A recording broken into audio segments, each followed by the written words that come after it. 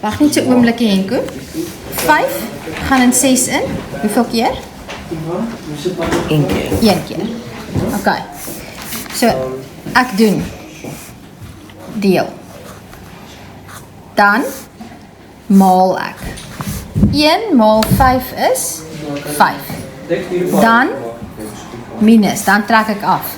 6 minus 5 is 1. 1. Ja. Dan bring af.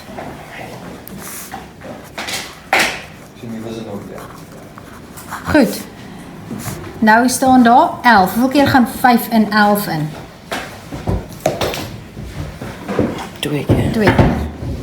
2. Nou doen ek maal. 2 maal 5 is? Kan nie maar so kyk nie. 10. Trek af. 11 minus 10 is?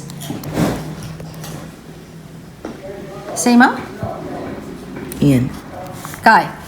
Nou, daar het ek nou bring ek af. Bring af die 2. 5 gaan in 12 in hoeveel keer? 2 keer. 2 keer. 2 maal 5 is? Sê maar. 10. 10. 12 minus 10 is? 2. 2. Bring af die 0. 5 gaan in 20 in hoeveel keer? 4 keer. 4 keer. 5 maal 4 is 20. 20 minus 20 is 0. Wanneer jy daar 'n 0 kry, of 'n getal wat kleiner is as die deler, dan weet jy, jy's klaar. Right. Got it.